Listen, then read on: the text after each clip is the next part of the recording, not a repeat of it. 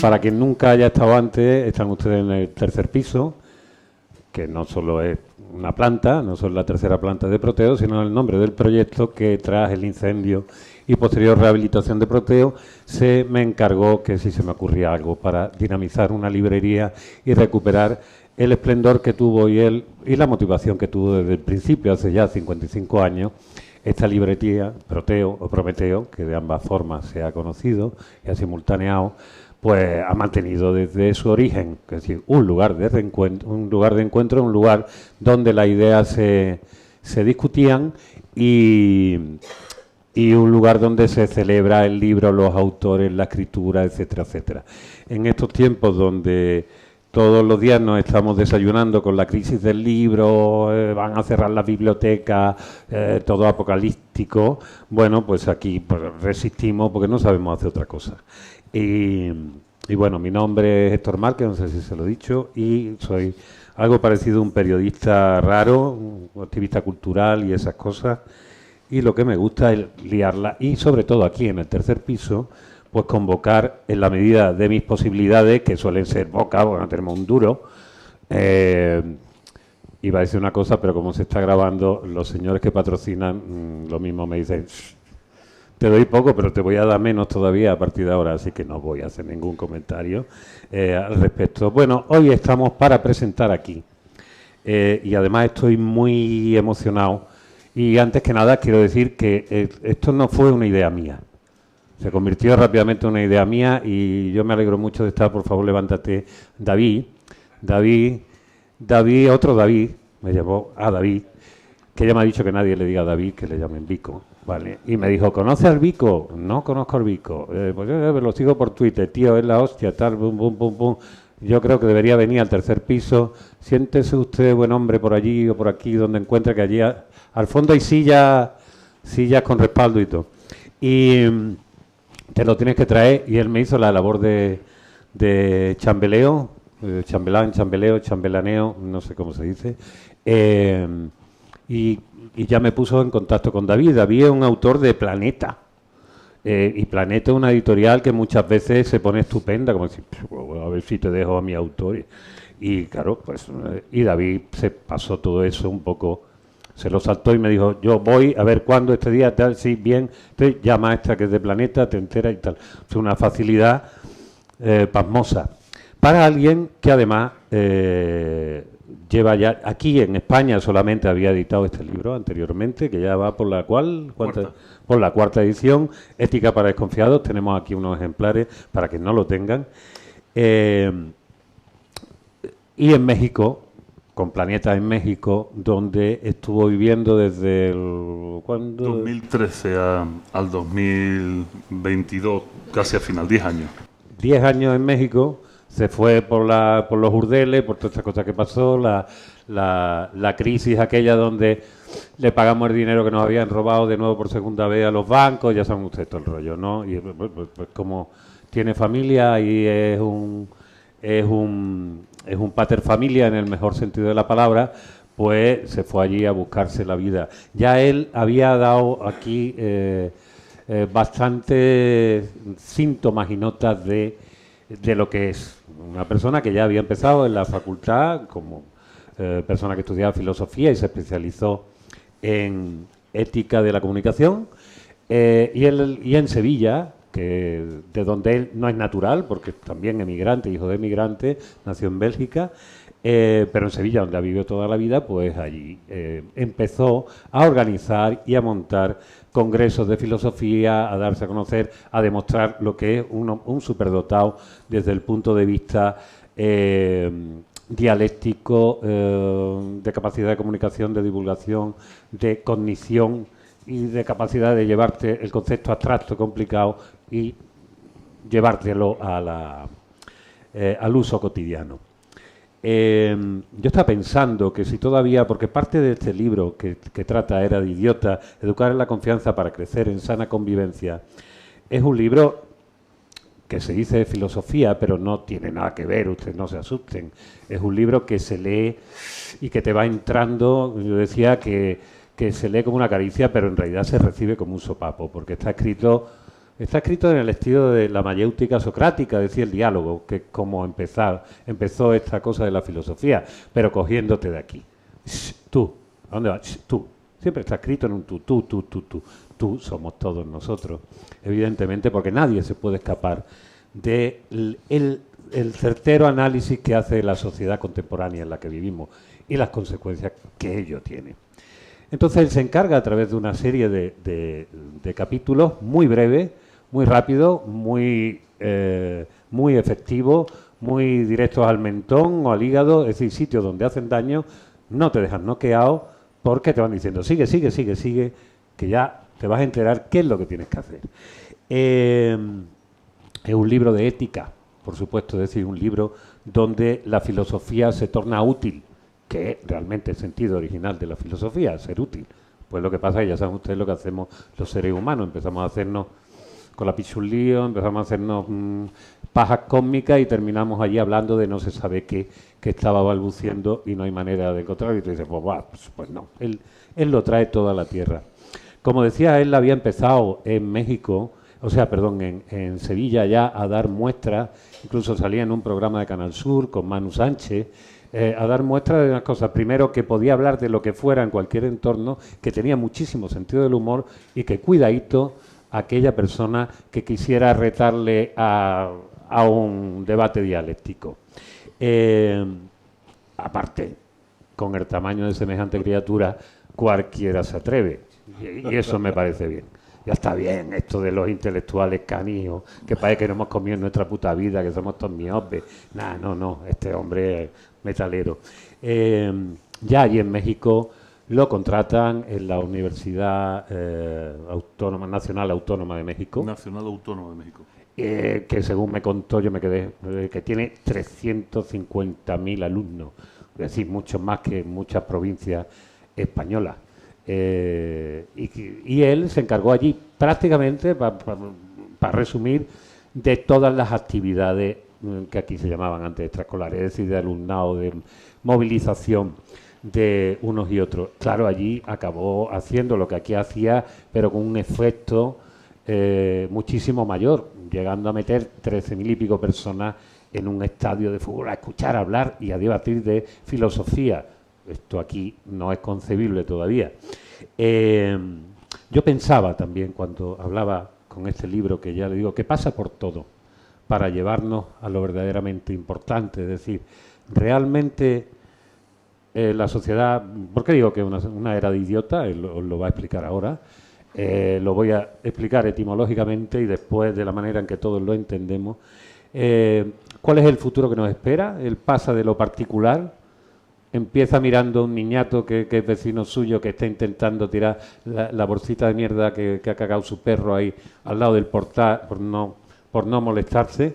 Empieza así más o menos la película, termina más o menos así, pero en todo ese trayecto hemos hecho como las grandes películas, como hacía 2001, una odisea en el espacio, que sale volando el hueso y se convierte en una nave espacial. Pues así, visitamos el cosmos, visitamos todos los temas son tratados, y son tratados exactamente el mundo que estamos construyendo, que hemos construido, qué le queda a este mundo.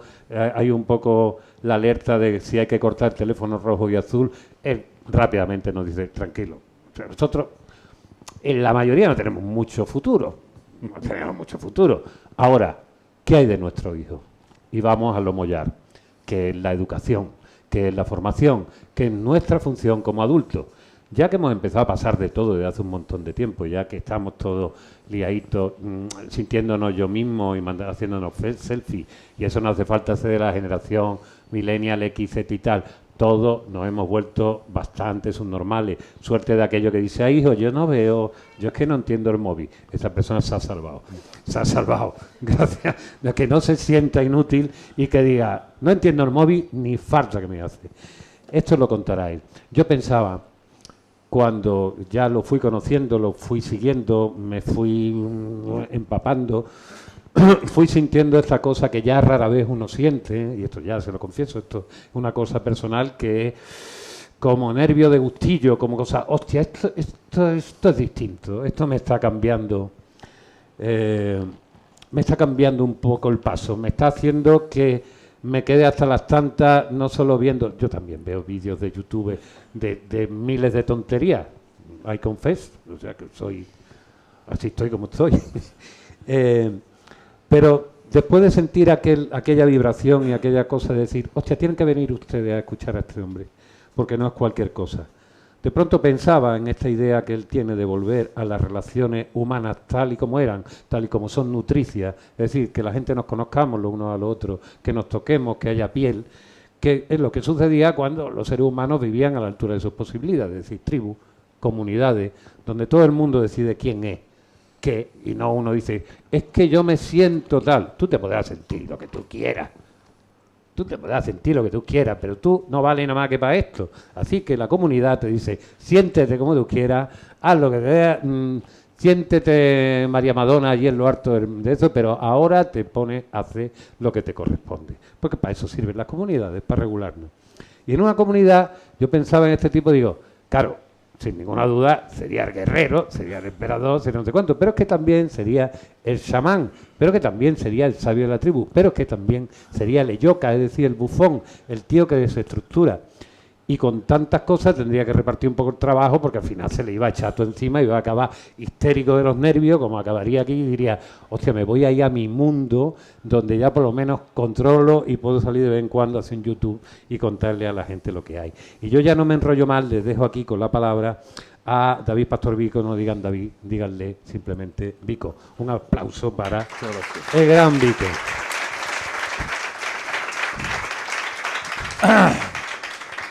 Bueno, pues muchísimas gracias, Héctor, gracias a esta casa por invitarme y verás, esto es sencillo, yo no pienso en enrollarme lo justo y si ustedes tienen ganas de que hablemos, aquí yo vivo en Urrera, o sea, yo vivo cerca, me monto en la autopista y caigo, ¿no? Entonces no tengo mucho problema.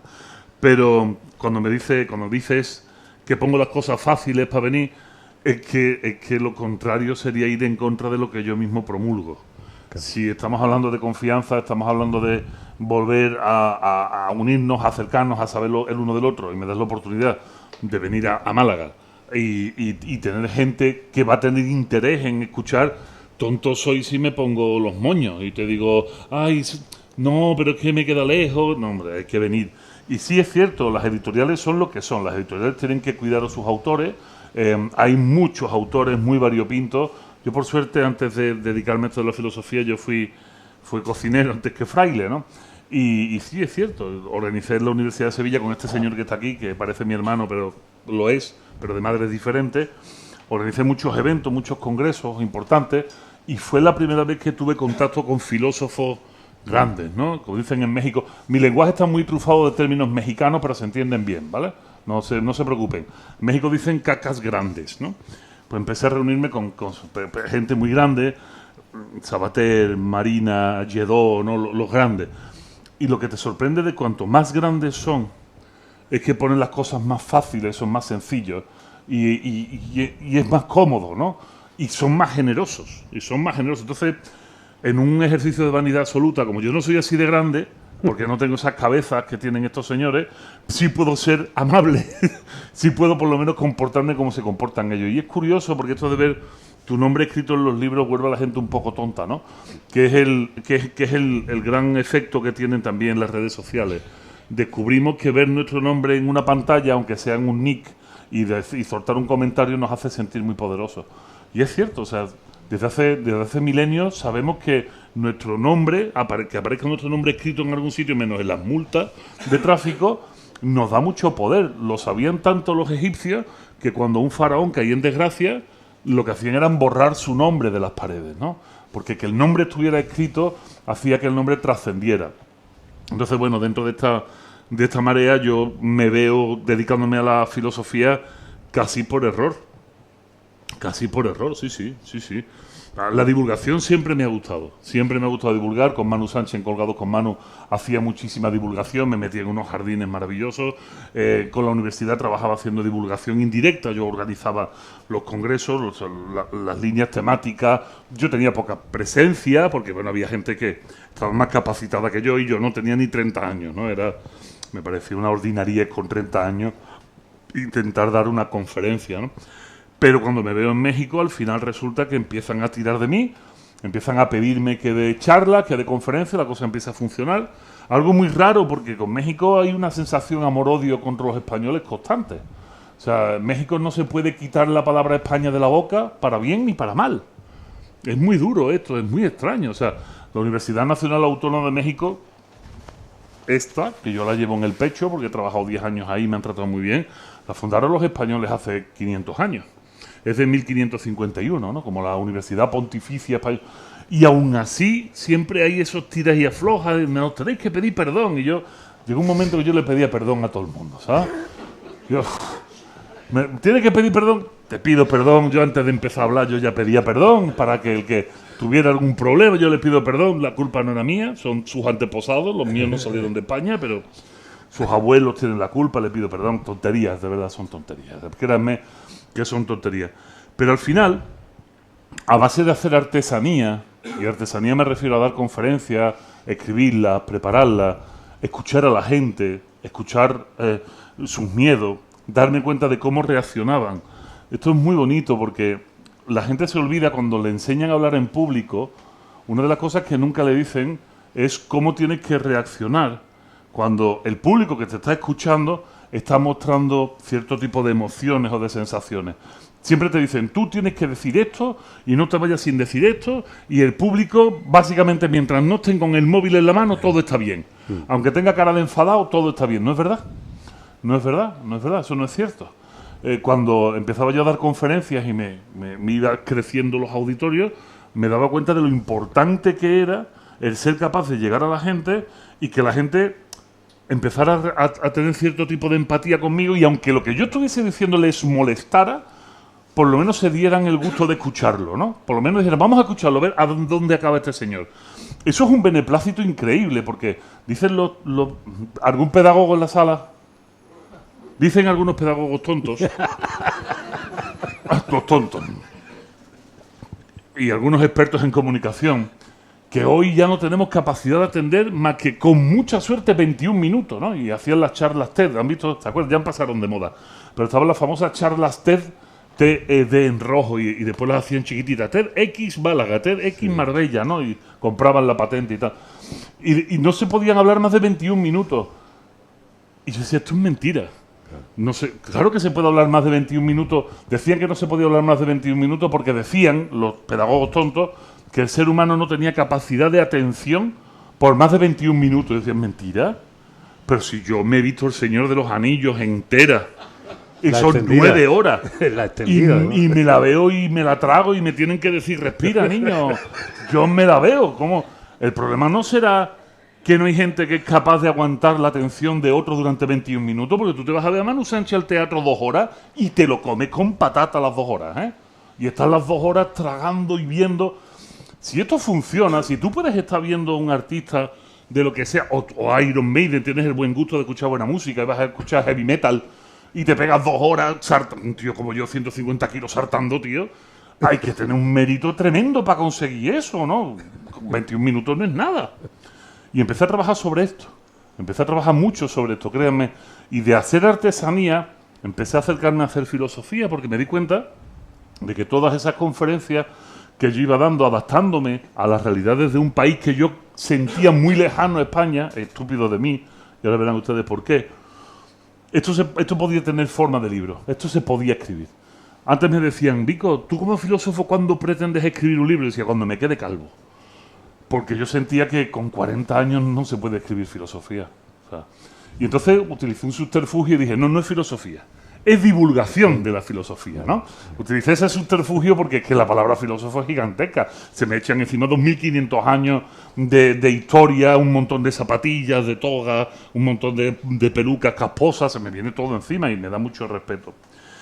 Y entonces escribí mi primer libro allí en México y ¿saben qué pasó? Fue muy divertido. En la universidad, en la UNAM, o sea, en la universidad me decían, qué bueno que has escrito un libro, pero sabes que esto nunca va a servir para nada, ¿no? O sea, en la propia universidad yo le decía, que he escrito un libro de filosofía, le llamé en su momento La soledad de los pájaros. Como buen estúpido, un nombre que no iba a vender un carajo, ¿sabes? Pero era muy poético y como no sabía, yo estaba en sí, que no iba a vender ni un libro, yo por lo menos pues, le pongo un título bonito, ¿no? Aunque no vaya a vender ni un libro, le pongo un título bonito. Y en la propia universidad me lo festejaron, ¿no? ¡Ay, qué bueno que has escrito un libro de filosofía! Sabes que no vas a vender un puto libro en tu vida, ¿no? Que con suerte... Y es verdad, decía Gilles Lipovetsky, que para que no tenga el gusto de conocerlo, es un sociólogo, filósofo francés muy interesante, decía en una entrevista que le hicieron que los libros de filosofía que se venden en el siglo XXI, en el que estamos, no son muchos más que los que se vendían en el siglo XIX. Teniendo en cuenta que en el 19 sabía leer, yo qué sé, un 5% de la población mundial y hoy casi todo el mundo sabe leer, aunque no entienda lo que lea, ¿no? Y es curioso, y sin embargo se publica ese librito sin ISBN. El ISBN es como la matrícula. Eres un cutre si publicas un libro sin ISBN. Eso es una cutrada. El mío salió sin ISBN. No tenía distribución, ninguna distribución. O sea, era casi un testimonio, era como un libro de comunión. Te lo regalan con la foto y dicen, mira, tengo un libro de mi primera comunión. No vale para nada. Editaron 1000 ejemplares. Y claro, las risas eran monumentales, ¿no? ¿Estás loco? Vender 1000 ejemplares. Y en menos de un año se vendieron 3400 libros. Había que estar imprimiendo libros constantemente. Iba a dar conferencias. Terminaba las conferencias y sucedió una magia que era totalmente incomprensible para mí. ¿Cómo es posible que haya una fila de 150 personas para el libro? ¿Por qué está pasando esto? Yo no lo entendía. Llámalo síndrome del impostor, de lo que tú quieras. Yo no entendía bien qué narices estaba sucediendo, pero créanme que yo creía en mi ingenuidad, que estaba dando solución a unos problemas que había en México, pero que en España esto no pasaba. Verán, que me digan el filósofo de la confianza o de la desconfianza es porque toda mi tesis se basa en un argumento muy sencillo, que no es ni mío, porque yo soy un divulgador. Adela Cortina nos explica muy fácilmente que si queremos que exista una posibilidad ética, necesitamos confianza. Esto es tan fácil de entender que lo explico rápido y ya lo siguiente sigue siendo cachondeo, ¿vale? Confiar es saber que el otro o los otros harán lo que tú esperas que hagan. Eso es confiar. Pero confiar no es una palabra de ida nada más. Es como los cantes flamencos buenos. Es de ida y de vuelta. Si yo confío en alguien, ese alguien que recibe mi confianza, dentro de una estructura moral, tiene que responder a la confianza que yo le estoy virtiendo. Os lo pongo fácil porque suenan abstractos y nadie se entera, ¿vale? A ver, levanten la mano los que hayan desayunado hoy fuera de casa. Vale, pues para ustedes. Habéis ido a desayunar fuera de casa y habéis confiado en que la tostada que te han puesto, que espero que sea una tostada y no unos huevos fritos con bacon, que la tostada que te han puesto no te va a envenenar, ¿verdad? Tú has confiado en el del bar que va siempre. Bueno, pues el del bar tiene la responsabilidad de no envenenarte, ¿entendemos? Si yo confío en ti, yo estoy haciendo un ejercicio de confianza en ti, tú asumes la responsabilidad de esa confianza y me la devuelves. Esa es la posibilidad ética. A ver, es muy sencillo de entender. ¿Por qué es la posibilidad ética? Pues porque si yo quiero desayunar por la mañana un café con leche, en el mundo en el que vivimos, yo, sin desconfiar de todo el mundo, tendría que tener una vaca. Yo tendría que tener una vaca. Una vaca que yo tendría que ordeñar para tomar la leche de mi vaca. Pero además tendría que tener un sembradío lleno de trigo. Y recolectar el trigo y guardarlo en un silo. Después moler mi propio trigo. No vaya a ser que el molinero me la dé con queso. Moler mi propio trigo. Tendría que tener un obrador para hacer mi pan. Y si soy tan pijo que quiero jamón, pues tengo que tener cerdos. Y matarlos en Navidad. Y salarlos. ¿Me entienden ustedes el concepto? En cualquier sociedad humana esto es imposible. Cada uno se ocupa de una parte del juego. Confiamos en que el resto va a hacer las cosas bien. Y así esto puede funcionar. Por eso cuando alguien rompe la confianza, sentimos que se ha roto un vínculo atávico fundamental. Cuando un médico la caga, y resulta no solo que diagnostiquen mal al paciente, sino que se le muere el paciente, el sistema tiene que depurar inmediatamente las responsabilidades. ¿Por qué? No por el daño que ha hecho el médico, sino por el daño a la institución. Porque la gente no puede dejar de confiar en la sanidad. Miren lo que nos está pasando con los políticos. Esto no hay forma de arreglarlo. No hay forma de arreglarlo. ¿Por qué? Porque nunca se han depurado las responsabilidades hasta que al final la propia institución apesta desde lejos y aunque haya gente buena, habrá uno o dos, si es que es el padre o el hermano de alguno de los que estáis aquí. Si no, ninguno, ¿de acuerdo? La institución se pudre y entonces genera un rechazo de toda la sociedad hacia esa institución. Igual nos pasa a nivel individual. En México, recuerdo, fíjense, les voy a contar algo que no he contado nunca en España. Y viene al hilo de todo esto, no se crean que estoy divagando. Creo que es interesante que vean un poco el desarrollo de todo este pensamiento. Un día, en México, me invitan a dar una conferencia en un pueblo que no voy a decir su nombre porque eso se está grabando y acabará en YouTube y no quiero que vengan los narcos a mi casa, ¿no? Me invitan a dar una conferencia en un pueblo que estaba en una zona que se llama Tierra Caliente. Tierra Caliente es una zona donde hay narcotráfico, ¿de acuerdo? Se sabe que hay narcotráfico, se siembra amapola, no precisamente para... no de la roja, sino de la morada, ¿de acuerdo? Se siembra amapola, bueno, ya. Yo debía haber desconfiado un poco, pero yo soy muy de confiar. Entonces me invitaron a dar la conferencia, ¿de qué quiere usted hablar? Y yo, se me ocurrió uno, igual que el título del libro, de La soledad de los pájaros, se me ocurrió un título, Pensar, ese ejercicio tan recomendable, ¿no? Imagínense, era un temazo, aquello era un temazo. Créanme, todo esto suena a chiste, pero esta ingenuidad me pudo haber costado carísimo. Pero claro, como uno es ingenuo, decía mi amigo Pérez Orozco que la ignorancia es muy atrevida y yo fui muy atrevido.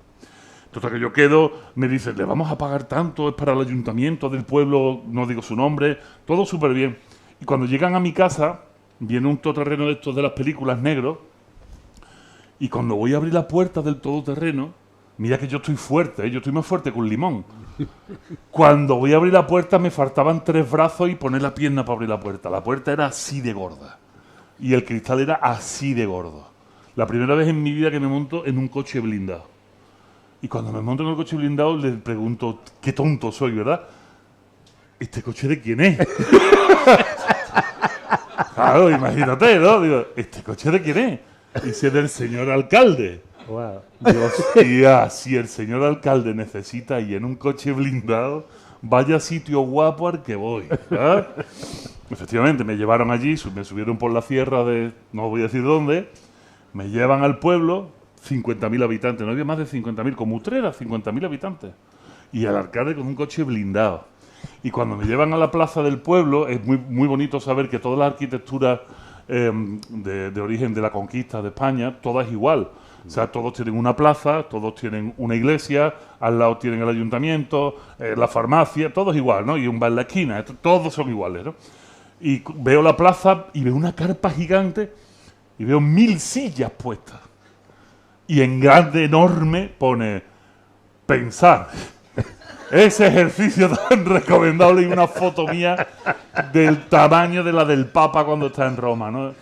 Y digo, aquí algo apesta podrido, esto no puede ser normal, o sea, yo, esto qué coño vengo yo hacia aquí. Total, que me meten dentro del...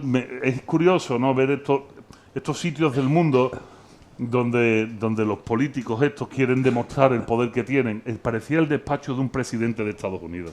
Todo con madera de caoba, una cosa muy ordinaria, ¿no? Y yo le decía, ingenuo, no se va a llenar. El mayor miedo que tenemos los autores siempre, sépanlo, ustedes tenéis nuestro corazón en la mano siempre. Porque el mayor miedo que tenemos es llegar a un sitio que esté vacío. Nos aterroriza, el horror vacui nos paraliza. Y yo te llevé, oye, ¿vais gente? Sí, vais gente. ¿Vais gente? Porque yo vengo de Utrera. Que eso, tú solo me has prometido una comida para mí, para este. A que ahora te estás arrepintiendo, ¿eh? Mejor comprando un traje. Va a ser un doble comida. Sí. Claro, pues yo estaba con el miedo y me decía, sí, se va a llenar, se va a llenar. Claro que se llenó. ¿Sabéis cómo se llenó? Sacaron de los colegios a todos los niños. Sacaron de las guarderías, escuché un filósofo, a todos los niños de la guardería. Pero espérate, sacaron de una residencia de ancianos a todos los viejos con andador y con tacataca. Y me lo sentaron. O sea, fue la primera vez en mi puñetera vida que di una conferencia en público que iba desde los 3 a los 900 años. ¿Sabes?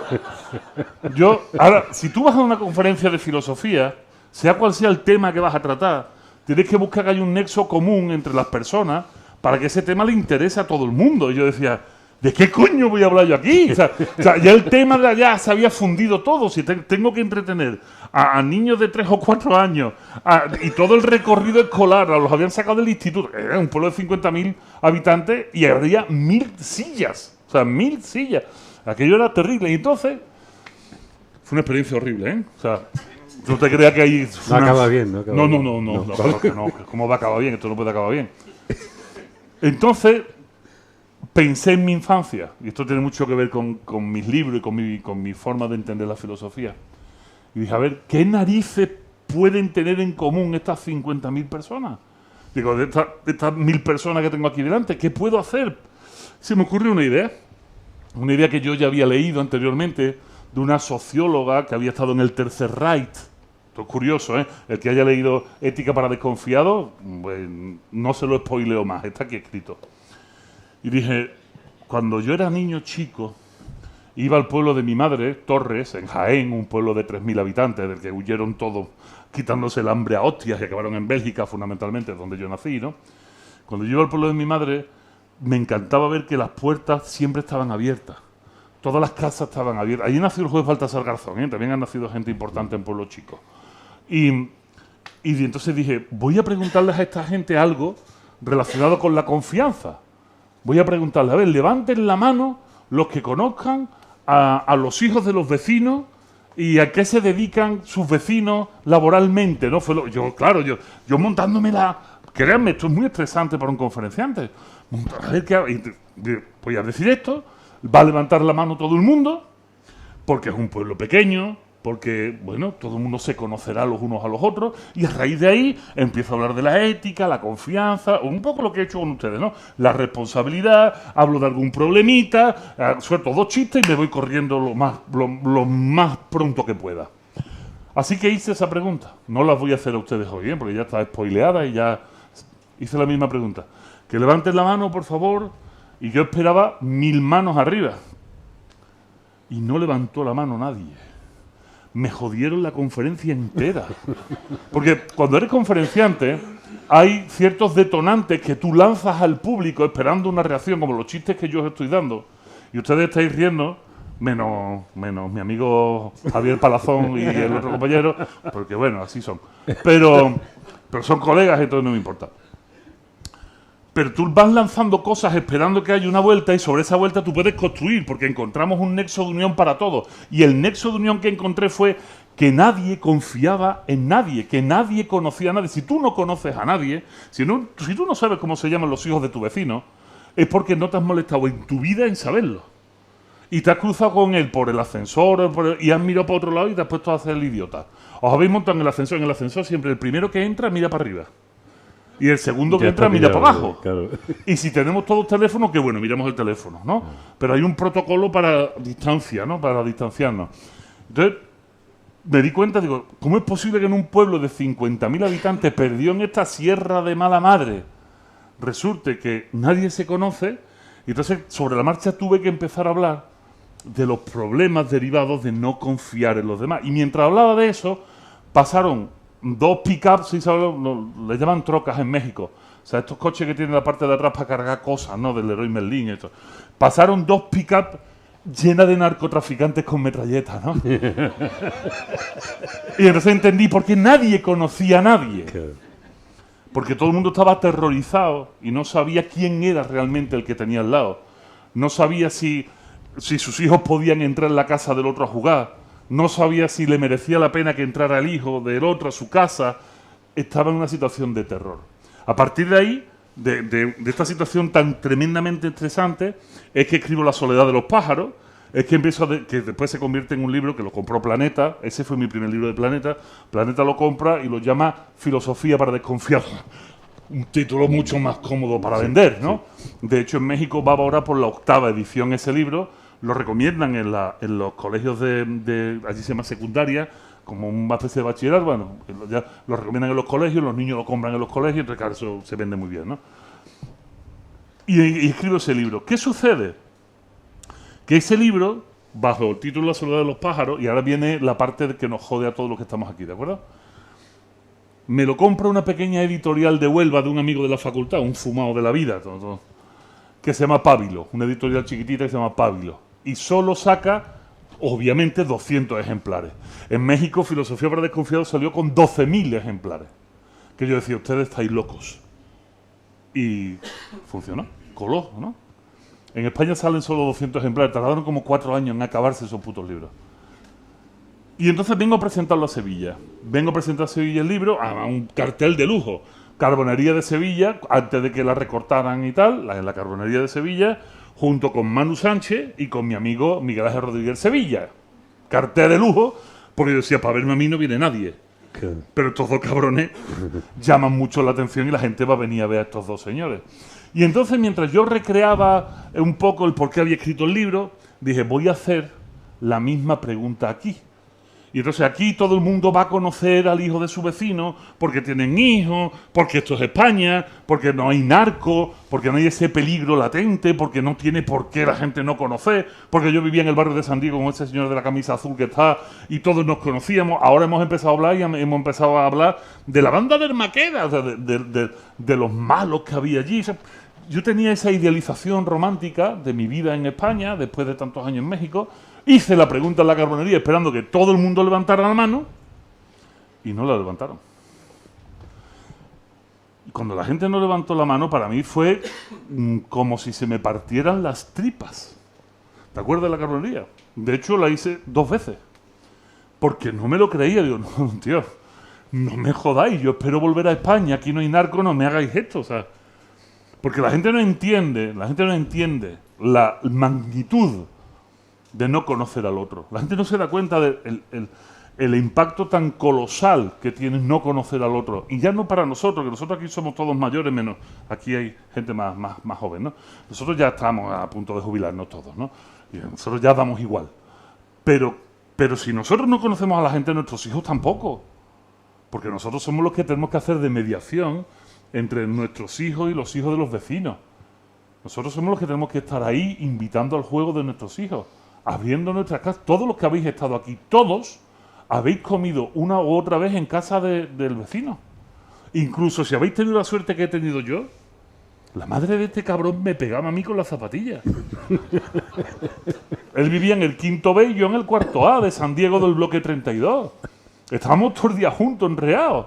Y claro, puteábamos a una de sus hermanas, que era chica, cosa de niño. Claro. Y a mí me han caído zapatillazos de Mariló, que no es mi madre.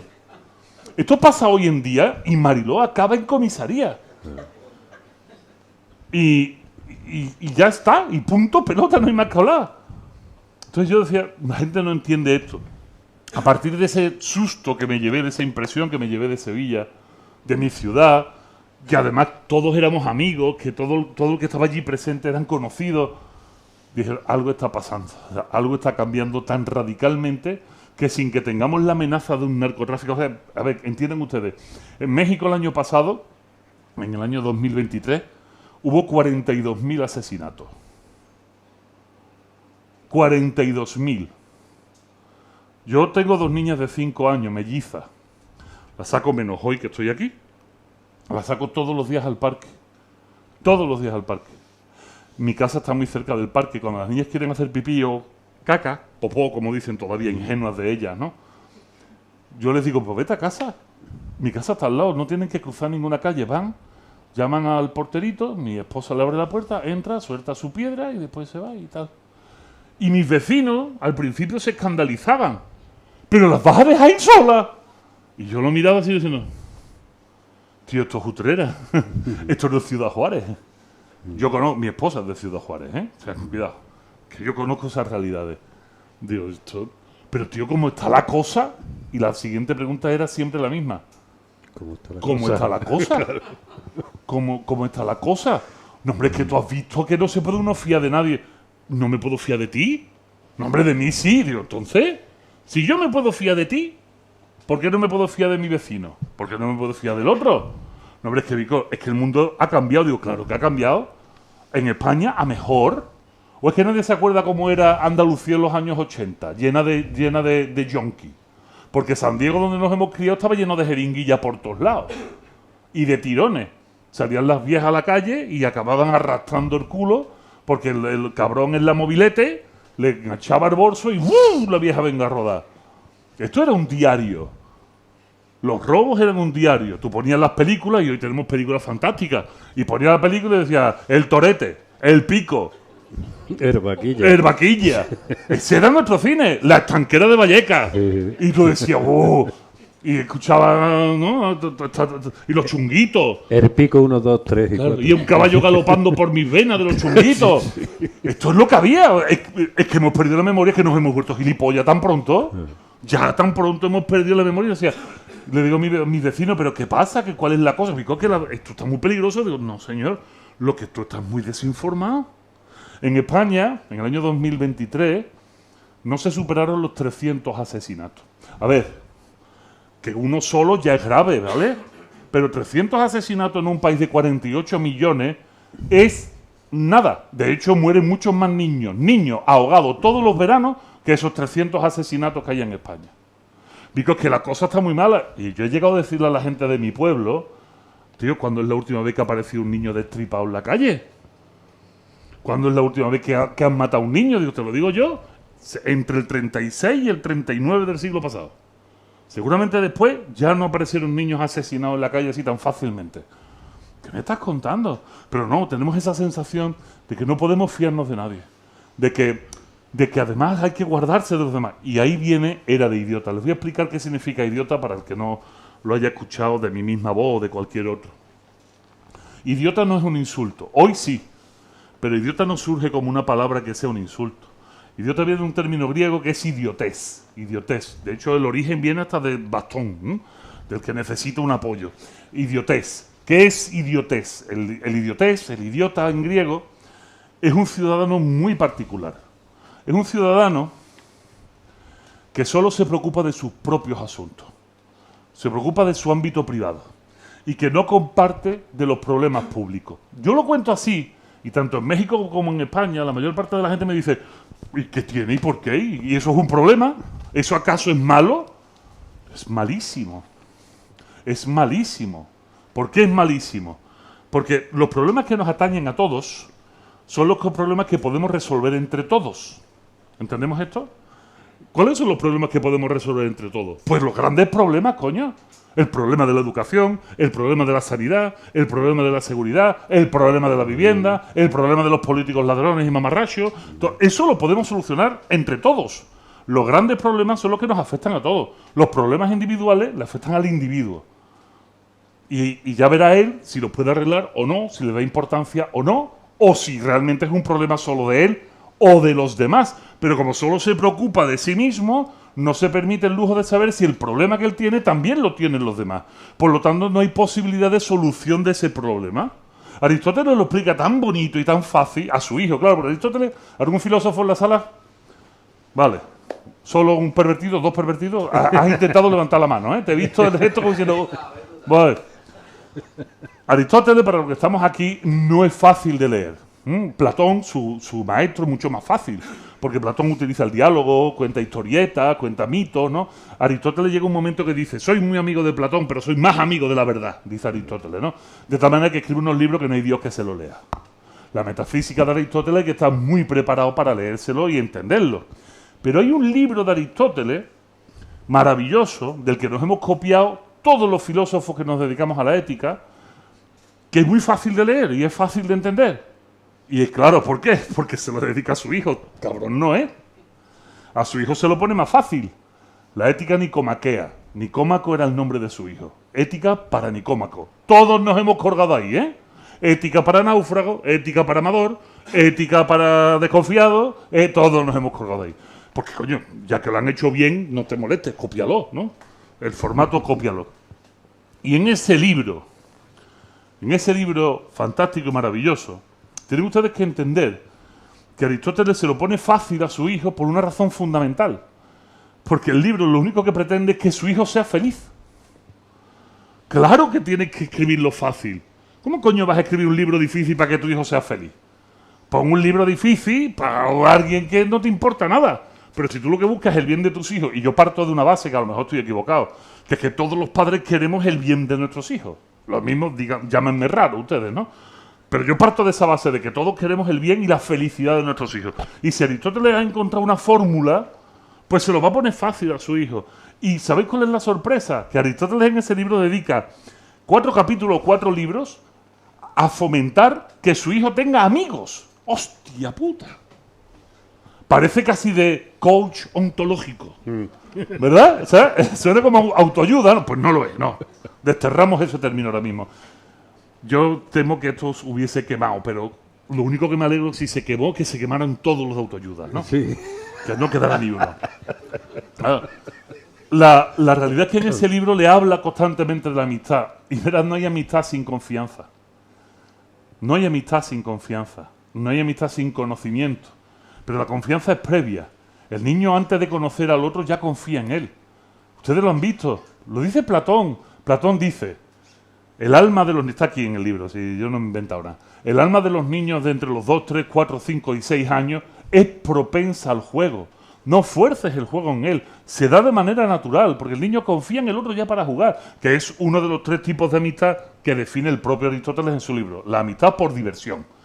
Esa amistad es abierta, sincera, sana, y a partir de confiar en el otro para poder jugar, empiezan a conocerse y empiezan a construir vínculos, empiezan a relacionarse el uno con el otro. Además se mueven, están activos. Ahora los niños están gordos como pelotas, a los que no juegan.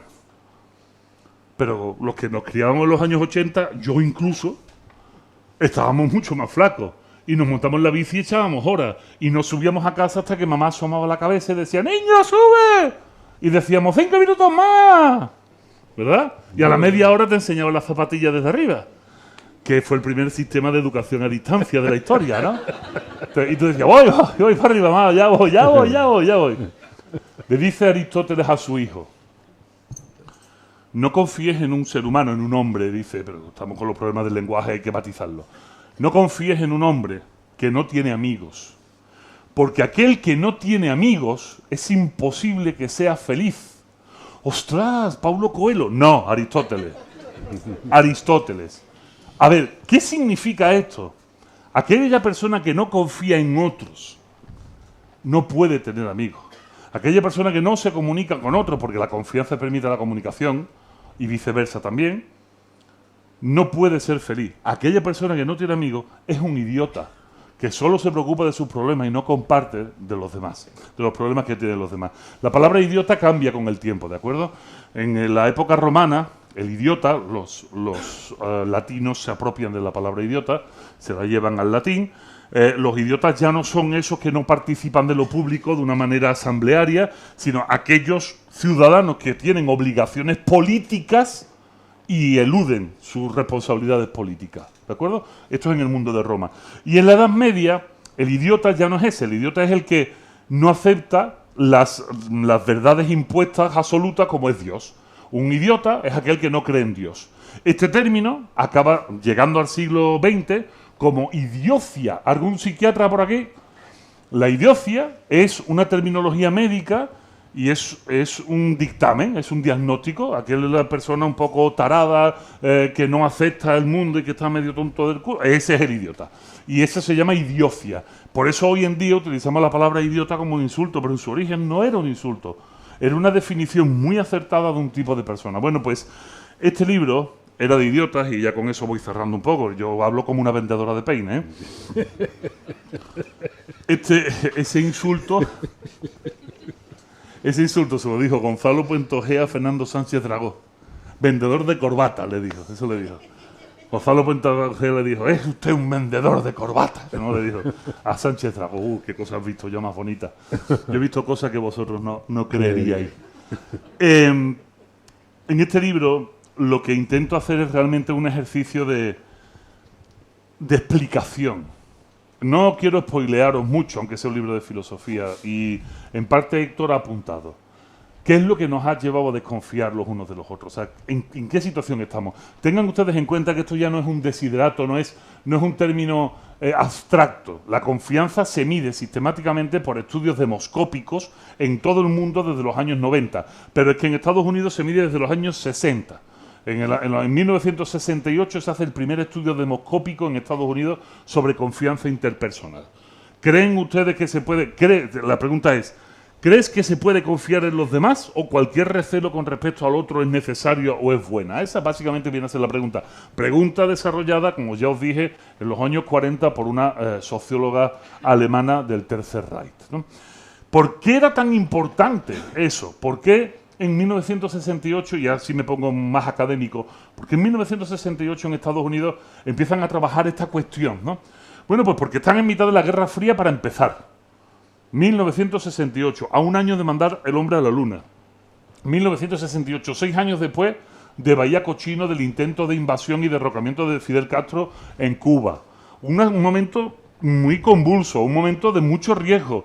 Y los sociólogos que rescatan estos estudios alemanes leen en la letra pequeña que cuanto más confíen los ciudadanos en sus homónimos, en los que son sus vecinos, cuanto más confíen en sus vecinos, significará que vivirán en una democracia más sana. Esto se sabe desde el año 1968, lo repito.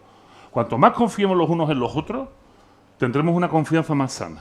Cuanto más confiemos los unos en los otros, habrá menos corrupción política, ¿eh? El tema de la corrupción. Habrá menos corrupción. ¿Por qué?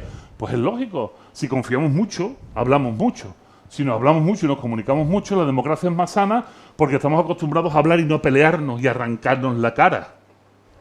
En Andalucía, decía mi amigo José María Pérez Orozco, el andaluz ha evolucionado mucho más rápido que el resto del español, del resto de España, por el sol. Porque nos permite estar en la calle hablando los unos con los otros. Y esto nos ha permitido evolucionar en muchísimos niveles de una manera más rápida y en lingüístico. Pero no es baladí que en esta tierra salgan tantos filósofos, no es gratuito. Que empecemos aparezcan los Séneca, los Averroes, los Maimónides, San Isidoro de Sevilla y tantísimos escritores y tantísimos poetas. No, claro que no es baladí, porque es que el idioma se ejercita en la calle y si hace buen tiempo hablamos, igual que no es baladí que la filosofía surgiera en Atenas en un momento concreto, un buen clima en la calle y ahí surge la filosofía. Claro, un país que confía los unos en los otros necesita de comunicación y entonces se hacen cargo un poco se responsabilizan de su propio país y fiscalizan a los políticos. ¿Entendemos esto? Si todos vivimos en un barrio en el que toda la asociación de vecinos es activa, el presidente y el tesorero de la asociación no van a meter la mano en la caja nunca. Y no van a meter la mano en la caja porque todos los vecinos están pendientes de qué es lo que se hace y saben cuánto dinero hay porque hay transparencia, saben en qué se invierte el dinero. Lo mismo a nivel país, exactamente igual. Y dice este estudio, 1968, cuanto más confíen los unos en los otros, más inteligentes son. ¡Hostias! ¡Pof! Las cabezas explotando como palomitas de maíz. ¿Y por qué más inteligentes? Porque hablan más. Porque hablan más, porque se comunican más. A ver, los límites de mi mundo, decía el señor Wittgenstein, ¿no? Son los límites de mi lenguaje y viceversa. Cuanto más amplío mi lenguaje, cuanto más hablo con los demás, más amplío mi mundo, más posibilidades de reflexión tengo. Esto no lo digo yo, esto lo dice mi amigo José Carlos Ruiz. ¿Lo habéis traído aquí? Tráelo. Para su próximo libro lo trae. Es de Córdoba, o sea, también le queda cerca. Si somos todos andaluces, ¿sabes? José Carlos Ruiz lo explica muy bien en su libro El arte de pensar. Si está por ahí, se compran uno mío y el de él. En El arte de pensar, José Carlos Ruiz explica qué es el pensamiento crítico, el maldito pensamiento crítico. Todos los políticos tenemos que tener pensamiento crítico. Nadie te lo explica. ¿Qué coño es el pensamiento crítico? José Carlos Ruiz da una definición muy sencilla que yo bastardeo y que la vais a encontrar en mi libro, debidamente citado para que no me acusen de plagio. Dice, el pensamiento crítico no surge del juego entre mi razón, entendiendo que yo pienso como pienso por un contexto y unas circunstancias muy concretas, surge del juego de como yo pienso con lo que piensa el otro o los otros, siempre que entendamos cuál es el contexto de su pensamiento. En el choque de mi razón y la de él, y no es un choque de lucha, no es un choque de lucha, es un choque de dialéctica. Ahí surge el pensamiento crítico. ¿Yo cómo puedo criticar la acción de otro pueblo o de otro vecino que no conozco? ¿Cómo lo puedo criticar tan ligeramente si precisamente no lo conozco? Tendré que conocerlo, tendré que saber por qué piensa como piensa, y una vez que yo ya sepa por qué actúa de esa forma y piensa de esa forma, lo echaré a pelear con la mía. ¿Tiene él razón o lo tengo yo? En este contexto, ¿es más sensato lo que piensa él o lo que pienso yo? Y ahí voy a dar, ¿son mejores las tortas locas o no sé qué? O sea, uno va echándose a pelear. Y finalmente ahí, en ese juego, si lo hacemos constantemente, nos desarrollamos. Una sociedad que confía más en los demás, es una sociedad que, al conocernos, aprendemos cuáles son los contextos y las naturalezas de los demás. Y entendemos por qué nuestro vecino es como es. Porque, como explico yo en este libro, en el bloque 32 donde yo vivía, porque en el segundo C actuaban como actuaban, bueno, pues porque la madre era portuguesa y habían estado 10 años viviendo en Inglaterra. Porque en el sexto B actuaban como actuaban, bueno, pues porque el padre era médico y le ponía los cuernos a la madre, y bueno, y había ahí un lío de puta madre. Y íbamos descubriendo realidades diferentes en la casa de la gente. Y eso explicaba el comportamiento de esa gente. Y eso te hacía a ti como niño, si tenías la capacidad de ver y te enfocaban a ver y a entender, a ponerte en el lugar de los otros y entender un poco las realidades de los demás. Entender por qué había padres que preguntaban a los niños cuando comían en la casa de otros niños, ¿tú qué has comido? ¿Sabéis lo que decía mi madre? Siempre que te pregunten ¿qué has comido? Tú di que has comido carne con bistec. Y yo decía, mamá, carne con bistec es lo mismo, es carne con carne. Tú carne con carne siempre. Pero si hemos comido garbanzo y no tenía carne. Carne con carne. Yo nunca lo entendí. Hasta ya te haces viejo, ya entiendes que mi madre lo que no quería es que yo fuera diciendo que no comíamos carne. Porque no había de aquí. Entonces había que comer carne con bistec. Fíjate tú qué cosa, ¿eh? Pero esto se da gracias a estos entendimientos. Y esto claro que hace más inteligente. Y en el libro está muy bien explicado. Y también está muy bien explicado qué sucede cuando se cercena esto. Y qué nos está pasando a las nuevas generaciones cuando se les impide esta posibilidad de desarrollarse juntos. O sea, de jugar cuando son niños.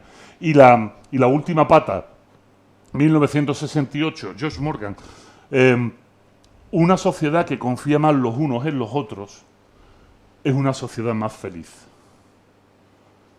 Así, tal cual. Lo dicen los norteamericanos, año 1968. A mí esta parte me costó mucho trabajo aceptarla. Porque uno piensa que los ignorantes son felices. No, los ignorantes son ignorantes. Felices no son. Los ignorantes son ignorantes, pero felices no son. Aunque vivan de manera bobalicona, ensimismados viendo el dedo que le señala a la luna sin llegar a ver el dedo, ¿no? Y sin embargo, cuando ves las estadísticas duras, y en este libro hay mucho de eso, porque creo que hablar de ética, pero no trabajar con la sociología, es un error. Si yo quiero explicar cosas que funcionan y cosas que son ciertas, y que la ética no es simplemente un hablar sobre el sexo de los ángeles, sino que es una herramienta práctica que nos ayuda a vivir y a ser felices, voy a tirar de los ejemplos. Y resulta que hoy en día, en España, tan solo el 30% de los ciudadanos dice que puede confiar en los demás. El 30%. Porque estos estudios se hacen todos los años. Lo que pasa es que no nos molestamos en averiguarlo y cuando se publican no salen en la tele. Se ha publicado el Eurobarómetro y no, eso no sale en la tele. El 30%. El 30% es una mala cifra, ¿de acuerdo? Pero peor es en México, que es ahora mismo el 12%. Peor es en Brasil o en Ucrania, que están por debajo del 5%. El 5% de confianza interpersonal es una confianza interpersonal del estado de guerra, ¿de acuerdo? Donde no se puede confiar en nadie. ¿Y quién es el país que tiene la tasa de confianza interpersonal más alta del mundo? Te lo digo yo, Finlandia, está en el libro. Finlandia. Un país donde hace un frío que te caga. Y me costaba trabajo, digo, a ver. Y empiezas a escarbar un poquito. Y verdad que Finlandia tiene muchos problemas, ¿eh? El principal problema es que no tiene jamón. Suficiente como para salir corriendo de allí. ¿Qué va a desayunar? ¿Arenque? ¿Sabes? Ellos comen arenque. Finlandia tiene muchas mierdas. Finlandia tiene una parte de Finlandia que 6 meses al año es de noche y 6 meses al año es de día. Imagínate 6 meses al año de agosto. Tío, hostia, de día. Hostia, un verano de día. Te muere, te pudre. Finlandia es un país muy pintoresco, pero ¿sabéis qué pasó? Que en Finlandia, en el año 91-92, cuando se cae el muro de Berlín y sobre todo el hundimiento de la Unión Soviética, y ya acabo con esto, no se me amarguen, no se me mustien.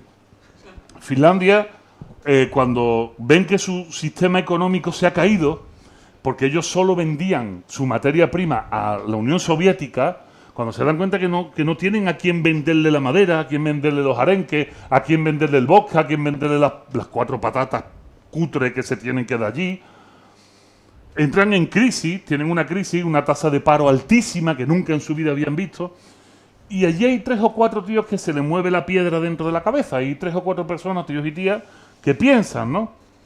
Y dijeron, fíjense qué cosa más bonita, atento, dijeron los finlandeses, ¿qué es lo único que podemos hacer los finlandeses que no puede hacer nadie en el mundo? La contestación es de perogrullo, es filosofía pura y dura. Más finlandeses. ¿Claro? No lo puede hacer nadie. Noruego hará más noruego, pero más finlandeses no puede hacer. Los finlandeses solo salen de Finlandia. ¿Cuál es entonces nuestra materia prima? Los finlandeses. ¿Qué tenemos que hacer? Pues tenemos que cambiar un sistema económico basado en una producción industrial que no tiene cliente a un sistema económico basado en los cerebros de los finlandeses que paramos a partir de ahora. Y estos serán un modelo de economía basada en la cultura y en la investigación y en la educación, más que en la industria, porque no tenemos quien lo compre. En Finlandia pasó una cosa que es ciencia ficción, son muy poquitos, pero bueno, aquí en comunidades de vecinos de 20 no somos capaces de llegar a un acuerdo. Y allí había como 5 o 6 millones y llegaron a un acuerdo, que fue hacer el gran pacto de Estado por la educación del año 1994. Decidieron ver cuáles eran todos los sistemas educativos del mundo, porque en esto no hay que inventar, Lo que funcione, cópialo. No te moleste, copia, no copia. En clase no lo digáis, ¿no? Pero lo que funciona lo copia. Y ellos empezaron a copiar los modelos que funcionaban. Y uno de los modelos que se dieron cuenta que les podía funcionar es, en un país tan frío, tan jodido para jugar y tal, era que el tramo de enseñanza que iba desde los 1 año, que el niño podía entrar en la guardería, hasta los 7, no los 6 en España, y en Europa es a los 6 años cuando entras en primaria, no dejas infantil entrar en primaria. No, allí lo alargaron 1 año más hasta los 7, era hacer que los niños jugaran entre ellos constantemente. ¿Por qué? Bueno, pues porque en la calle hace un frío del copón y en verano el sol sale a jugar. Y no solo a jugar, sino que se dijeron, bueno, ¿cómo podemos hacer para que no se generen colegios de primera y colegios de segunda? Para que el padre que quiera una mejor educación para su hijo lo lleve al colegio más pijo. Pues vamos a acabar con toda la educación privada. En Finlandia solo un 1% de la educación es privada. Un 1% que responde a la educación que se le da a los diplomáticos extranjeros, a los hijos de los diplomáticos extranjeros. ¿Por qué? Porque el modelo de educación finlandesa no está homologado en el resto del mundo, de tal manera que si tú te toca estar en la embajada de Finlandia y lleva a tu hijo, tienes una putada, porque claro, tienes al niño en un modelo de educación que después cuando cambias de país no le van a homologar los estudios, va a tener muchos problemas. Por lo tanto, hay una escuela privada para los hijos de los diplomáticos, pero el resto es todo público. Y además, ¿qué hicieron? Pusieron los colegios en zonas muy estratégicas, entre los barrios ricos y los barrios pobres. Y tú tienes que llevar a tu hijo según tu código postal y te aguantas. Todos los niños al mismo colegio. No estoy haciendo aquí una apología del comunismo, que no diga, el rojo de mierda este. Nada, Finlandia no es un país comunista, No. Finlandia, de hecho, es uno de los países que a nivel empresarial tienen las políticas más laxas para la producción de empresas. O sea, que nadie confunda churras con merinas.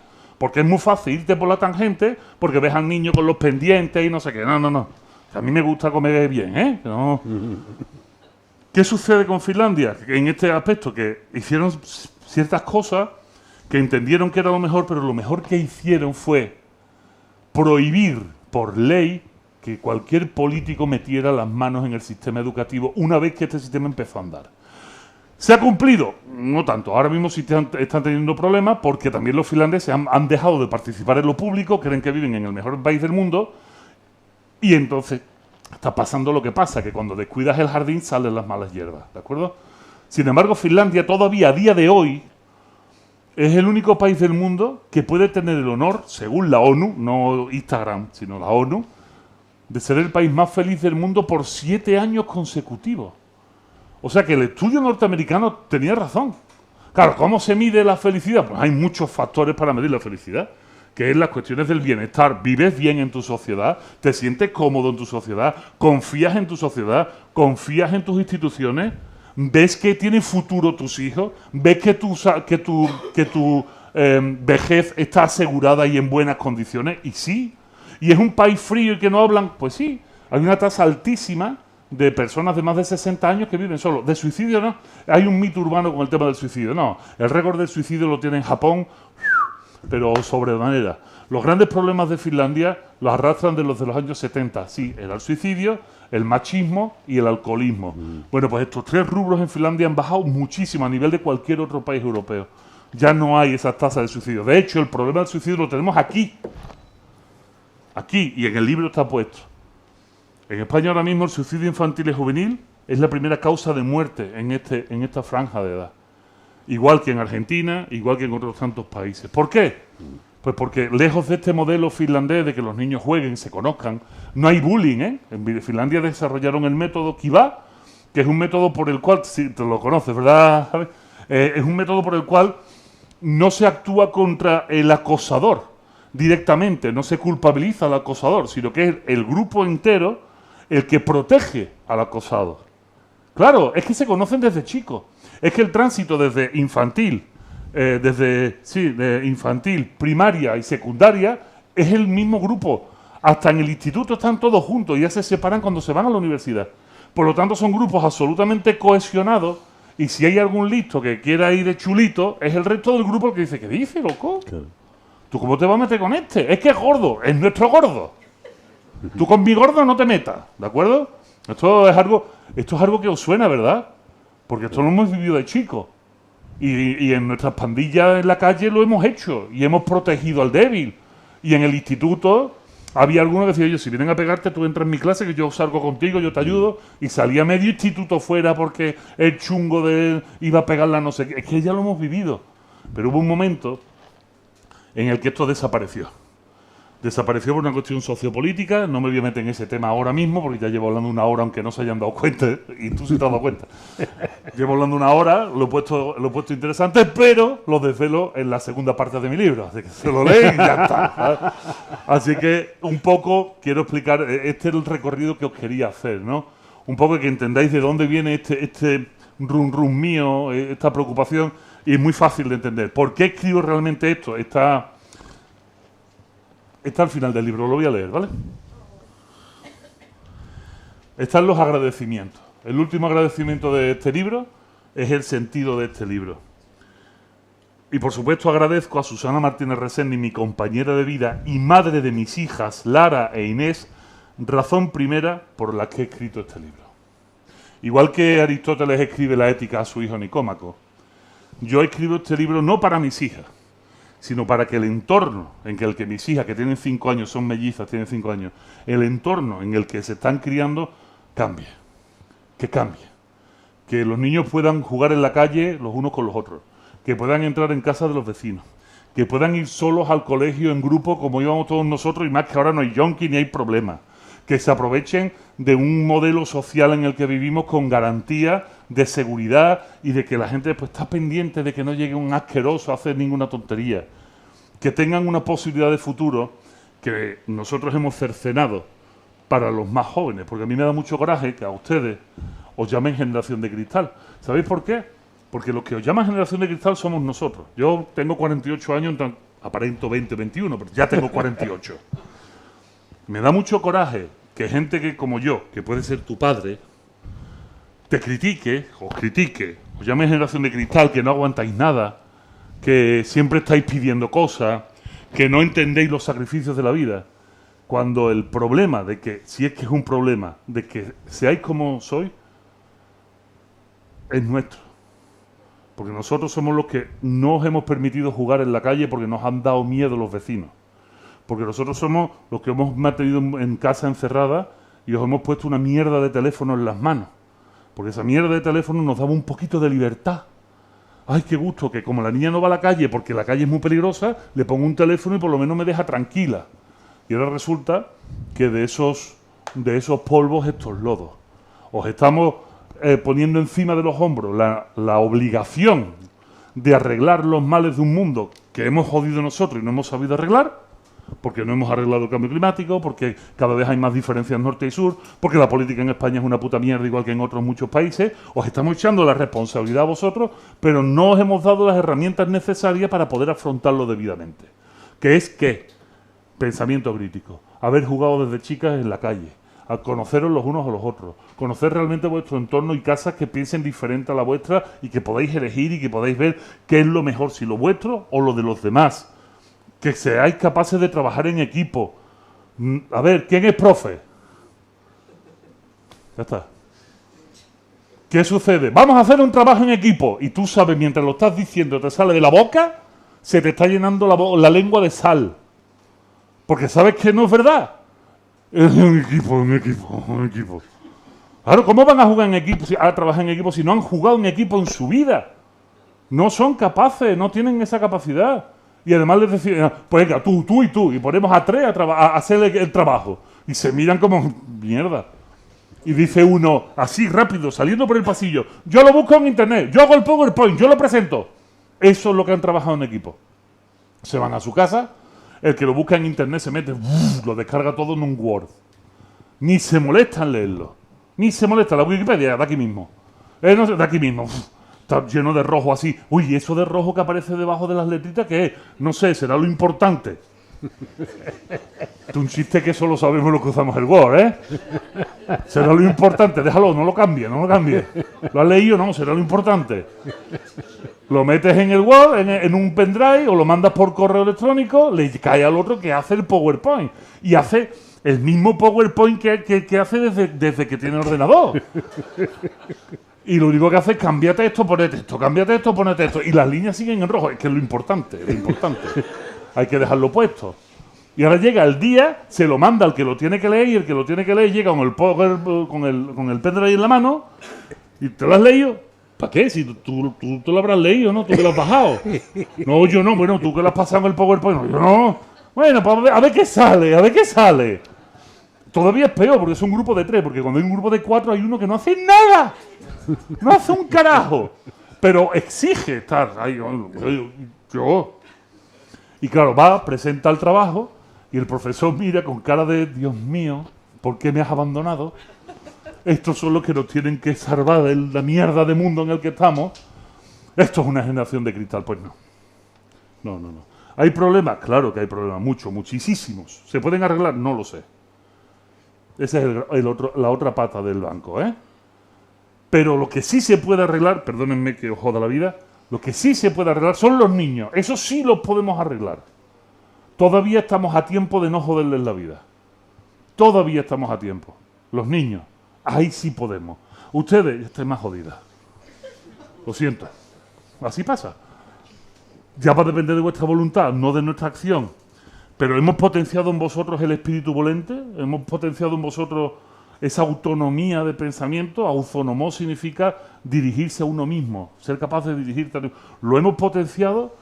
¿Veis la necesidad de trabajar en equipo? Es muy complejo. Es algo que va a depender ya de vuestra actitud, de vuestro carácter. Así que bueno, pues esa es la razón de escribir este libro. Siento tener siempre ese pozo de amargor, pero se joden, ¿de acuerdo? Muchas gracias.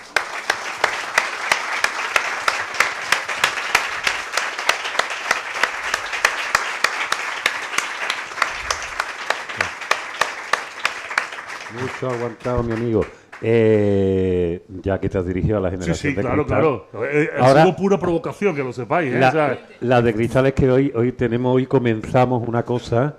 ¿Se han fijado además el poder de este tío que no he abierto la puta boca? Porque todos los que me conocen saben que no deja hablar a nadie cuando se pone aquí. Ni la puta boca. No voy a ir ni a meter. Hoy te invito a carne con bistec doble.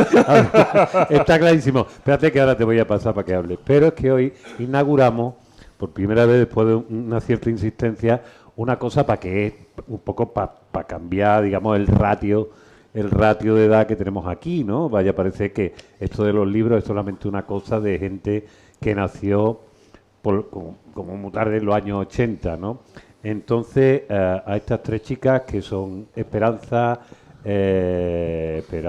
Gloria y Victoria, bien, vienen de la Facultad de Ciencia de Información de de periodismo y van a hacer una sección, van a venir de vez en cuando alumnos, alumnas de periodismo que quieran, que sean de los que hacen el trabajo y hacen un poquito más del PowerPoint, ¿no?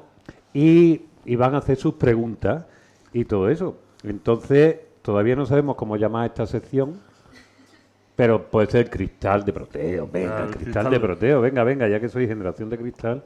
Así que os dejo. Haced vosotros, que empieza quien quiera, que di tu nombre, primero, acércatelo a la boca, porque si no, ¿Qué no tal? se escucha ¿Me bien. escuchas? Sí. Eso es. Sí. Yo me llamo Gloria, para todos, y justo nosotras queríamos preguntarte sobre todo por la generación de cristal, ¿no? Porque era un tema que queríamos pues profundizar en ello. ¿Tú crees que bueno, para empezar me ha encantado lo que has dicho todo, me parece fascinante. Y ¿crees que la educación mediática que tenemos nosotras como generación de cristal, porque sí, somos de los 2000 también, afecta sobre todo a lo que estabas comentando de la educación de los niños de hoy en día? O sea, tanto o sea, no sé cómo explicarlo, pero tanta noticia mala en la prensa, Es que, ¿cómo mira, afecta? has dicho una cosa que es un oxímoron, o sea, que es un imposible en sí mismo, que es educación mediática. Lo mediático no busca educar. No busca educar, no está hecho para educar. O sea, cuando hablamos de lo mediático, pues es lo mediático. Si alguien tuvo el mal gusto de quedarse despierto ayer hasta la 1 de la noche, me vio en la sexta. Y esto es un mirlo blanco. O sea, yo cada vez que hablo que me tengo que meter por los resquicios, suelto una sentencia filosófica y me escondo, ¿no? Porque es que la tele, Internet, Instagram, Twitch, esto no está hecho para educar. De hecho, la monetización de los canales de YouTube de educación es muchísimo, infinitamente más baja que la monetización de un canal de YouTube que se dedica, yo que sé, a los videojuegos, a cualquier cosa así. No está hecho para eso. O sea, los más media, desde que aparecen los medios de comunicación y se empieza a estudiar seriamente, hablo de los años 20, ¿no? Cuando se empieza a estudiar seriamente la cuestión de los medios de comunicación, un libro maravilloso, Propaganda, búsquenlo. Ya se sabe desde ese mismo momento que el 60% de la información que aparece en un periódico es pura propaganda, es pura manipulación. Y te hablo de los años 20. Sin embargo, la propaganda, visto desde los años 20, fíjense, el retrueca, ¿no? La vuelta que da esto. En los años 20 se estima, se piensa, que la propaganda puede tener un buen uso. La propaganda puede tener un buen uso. ¿Por qué? Porque hay medidas que se deben de tomar, medidas a nivel gobierno, que se deben de tomar, que a la gente no le va a gustar, como por ejemplo pagar impuestos. Parece una tontería, pero piensen ustedes que en Estados Unidos, hablamos de Estados Unidos, ¿no? Que es donde se genera todo este movimiento. En Estados Unidos, en los años 20 no se pagan apenas impuestos. De ahí viene el crack del 29, ¿de acuerdo? No se pagan impuestos y hay una distribución pésima de la riqueza en el país. Y ahí es donde viene. Ellos eran conscientes que el uso de la propaganda podía ser bueno porque una noticia que a la gente no le iba a gustar, bien explicada o bien vendida, podía generar un beneficio. Ese era lo que se pensaba de la propaganda, hasta que aparece Goebbels. Véanse los 11 principios del señor Goebbels, Joseph Goebbels, el ministro de propaganda del nazismo. Goebbels lo único que hace es estudiar los métodos de propaganda utilizados antes, ponerlo en 11 puntos, que se convierten, perdónenme, se convierten en el ABC de la información cotidiana de los telediarios a día de hoy.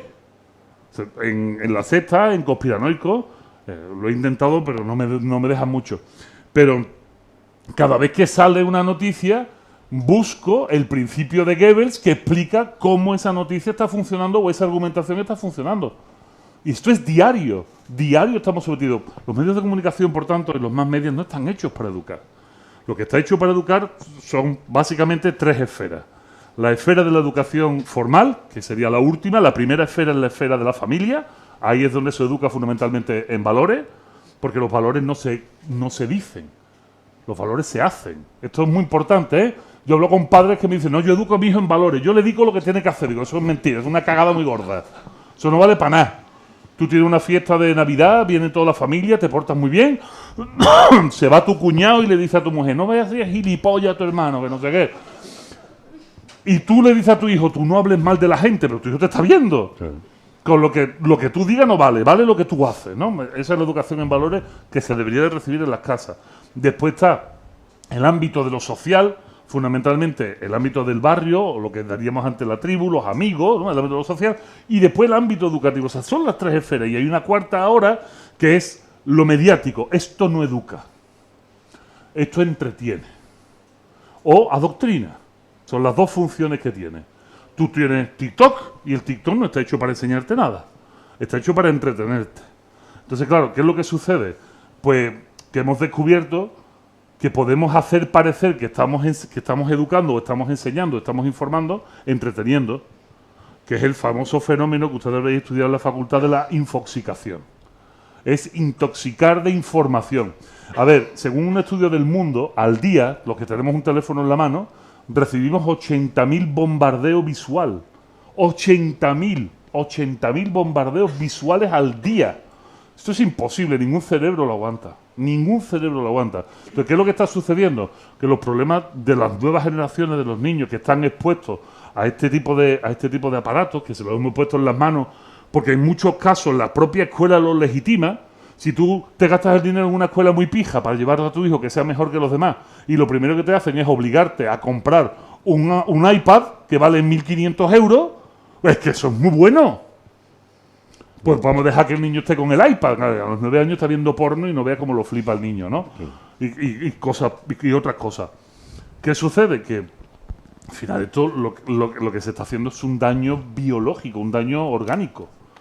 Y ya tenemos tanta literatura. A mí lo que me da coraje, no me enfada, pero me da coraje, que tenemos mucha literatura, tenemos muchísima literatura, muchísima, créeme. O sea, sabemos los efectos de la dopamina, sabemos qué es lo que está pasando con la atención de los niños, tenemos todo eso ya. Eso no significa que haya que acabar, no hay que acabar con la tecnología, es una estupidez decir eso.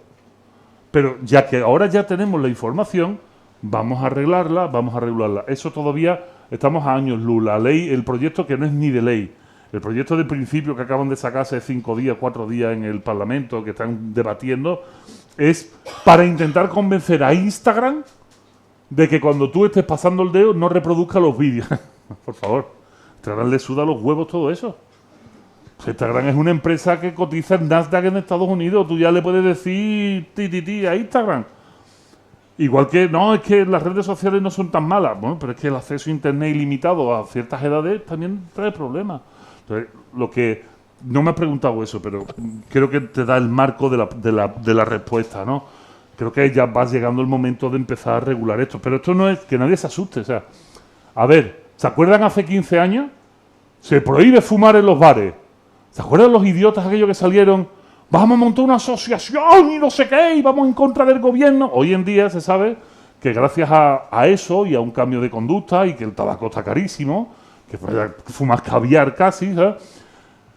Las muertes por cáncer de pulmón han bajado un 15% ahora mismo. Ya han bajado. Ya hemos visto los resultados de esta prohibición. Pero sigo más allá.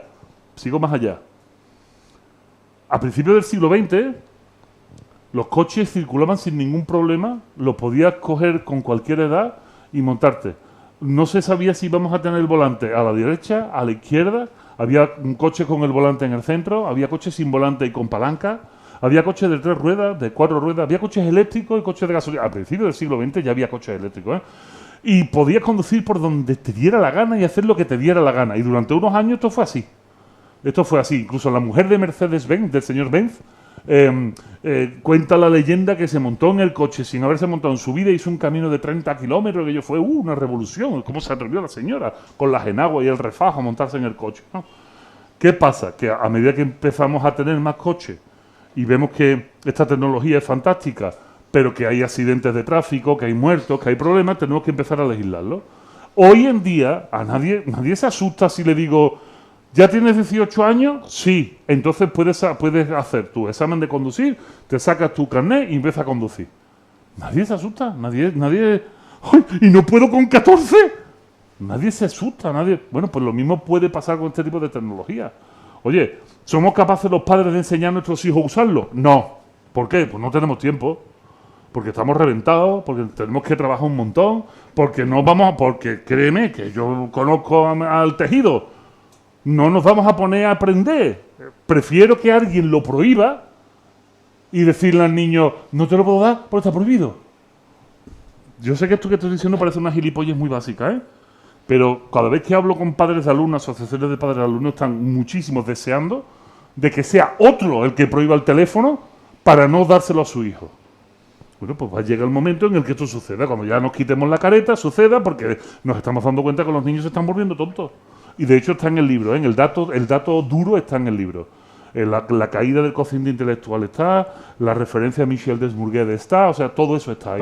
Páralo ahí, porque creo que otra pregunta que me la había Ahora mandado voy rápido, tenía que ver con esta. Y tú fíjate la idea que yo tenía. Digo, mira, le haces una pregunta, hacemos un clip de 1 minuto para Instagram, para que pase el dedito, y entonces ahí sale la pregunta de ella y la respuesta de Vico. Equivocadísimo, estás equivocadísimo. Tiene un trabajo de edición ahí, te vas a cagar. No veas, Francis, este año doble. Te vamos a dar bistec con carne a ti también. Next. Esperanza, por favor. Bueno, pues yo soy Esperanza y lo primero agradecerte, por supuesto, que estés aquí. Y también mi pregunta va hilada con el tema de los jóvenes, pues para eso estamos aquí, para hablar de jóvenes. Y me gustaría saber, bueno, nosotras estamos, por ejemplo, en tercero de carrera, somos jóvenes, no tenemos hijos, no podemos educar ahora mismo a nadie. ¿Qué nos dirías a nosotras para mejorar, o sea, a lo mejor mejorar el mundo es aspirar muy alto, pero para mejorar un poquito desde nuestra posición como estudiantes universitarios, Sí. para mejorar la sociedad desde nuestra posición? Mira, mejorar la sociedad siempre va a ser complicado, así grosso modo es muy complicado, pero tú puedes mejorar tu entorno más inmediato y eso forma parte de la sociedad. Te voy a dar un consejo, yo soy muy malo para los consejos, ¿eh? A mí no me gusta dar consejos, los consejos son para tirarlos a la basura, pero te voy a poner un ejemplo. Estando yo en la carrera, sobre tercero o cuarto de carrera, tuve la oportunidad de organizar un congreso de filosofía. Me cayó en las manos y dije, oye, voy a organizarlo. Y en cuanto empecé a escarbar dentro de la burocracia universitaria, me di cuenta que había muchas posibilidades y recursos dentro de la universidad que no se aprovechaban simplemente porque nadie lo sabía. Y entonces lo que hice fue montar con este señor de aquí y con un tercero, que era mi padre, montar una asociación juvenil, sí, mi padre. Porque lo puse de tesorero para que nadie metiera las manos en la pasta. Monté una asociación y esa asociación se metió dentro de la propia universidad, utilizó los subterfugios que la universidad brindaba y acabamos trabajando durante 11 años en algo que después convertimos en una empresa, organizamos 33 congresos internacionales, conocimos a toda la intelectualidad española y nos situamos como la empresa de producción cultural más importante de Andalucía. Lo que te quiero decir es, estos caminos solos son muy duros de transitarlos, muy duros. Y parece que nos han dicho desde chicos que tenemos que competir con los demás porque hay una mala o el mal uso de la palabra aprendizaje en competencia. El aprendizaje en competencia es aprender aquellas habilidades que te son necesarias para afrontar la vida, no competir. No competir, no tiene mucho sentido, ¿eh? No tiene mucho sentido. Lo que yo te invito como estudiante universitaria de tercero es a que te plantees a medio plazo qué cosas puedes hacer en el futuro con tus compañeros, que puede ser de la facultad o de la propia universidad de manera interdisciplinaria, y que averigües las propias herramientas que la idiosincrasia universitaria o administrativa de diputación del ayuntamiento te brinda. Porque dice, no, pero esto es dificilísimo. Pues no, resulta que los estatutos te lo hacía la propia universidad para hacer asociación. Resulta que había muchísimas herramientas que nadie usaba. Es tan chulo que hubo un colegio en la Facultad de Filosofía, no hacía ejercicio ni Dios, como es obvio, ¿de acuerdo? Porro se fumaba mucho, ejercicio muy poco. Y sin embargo hubo un tío súper listo en la facultad que me parecía maravilloso, mi amigo Juanjo, que si me está viendo un saludo Juanjo, mi amigo Juanjo descubrió que el delegado de deportes de todas las facultades, de cada facultad, recibía una beca que le pagaba la carrera. Y entonces de repente un día empezó a recoger firmas. ¿Esto es para qué? Firma. Firmamos y de repente lo nombraron delegado de deporte de la Facultad de Filosofía. De deporte en filosofía, ¿verdad? Imagínate. Y finalmente el tío le pagaron la facultad. Los 5 años de carrera se los pagaron y lejos de que generara envidia, le aplaudimos, le dijimos, ole tus cojones, lo has hecho de puta madre. Eso ya lo han cambiado, eso no pueden repetir. Eso, ya pero siempre hay otras herramientas. Entonces, lo que te invito sobre todo es que no estés sola. No afrontes este tipo de realidades sola. Más tarde o más temprano te las vas a ver sola, ¿eh? La vida es así. pero mientras puedas estar acompañada y generar un modelo de vida con compañeros, con amigos, que mejor, que más puedes pedir que ganarte la vida con amigos. Después los desgraciados somos nosotros, en el trabajo tenemos que hacernos amigos de la gente porque es muy duro todo un montón de horas, ¿no? O sea que intenta partir al revés. Yo creo que es más interesante y no es una utopía, ¿eh? Esto que te estoy diciendo no es ninguna utopía, esto es una posibilidad. Muchas gracias. La última. Venga. Bueno, yo soy Victoria. Quería, igual que mis compañeras, darte las gracias por dejarnos salir un poco de nuestra rutina hoy. Y mi pregunta va en torno a otro de los grandes tópicos que hay en la sociedad. Uno es el tema de la generación de cristal, y también se habla mucho de la sociedad de la inmediatez, la cultura de la inmediatez, etcétera. Entonces, en esta sociedad de la inmediatez, pues donde todo va tan rápido, estamos sobreestimulados continuamente, estamos completamente dentro de la multitarea, etcétera, ¿qué espacio le dejamos a la filosofía? O sea, ¿cuán permeable es el mensaje filosófico cuando los receptores estamos tan sobreestimulados? Mira, el problema no es el mensaje filosófico, sino cómo te den el mensaje. Esto es primero de carrera de comunicación. Cómo te den el mensaje. En El Hormiguero, me guste más o me guste menos ese programa, los primeros años se hacía ciencia. Y la gente se la comía con patata porque lo hacía Flippy. Y lo hacía muy bien y se hacía ciencia. ¿De acuerdo? Aquí ¿con cuántos somos? Como 300 personas, ¿no? Sí. Aquí hay 40 o 50 personas que llevan 1 hora y media escuchando. Y es filosofía, ¿eh? Hemos hablado de filosofía, estamos haciendo filosofía y llevan 1 hora y media escuchando. O sea, hay que entender que estamos en el mundo en el que estamos sobreestimulados de cosas. Yo estoy seguro que en el Ágora de Atenas, en el puerto del Pireo, donde paseaba Sócrates con sus discípulos, había muy poca estimulación de este tipo, ¿de acuerdo? Era como, mira, por allí viene un barco. Y claro, el barco era una galera.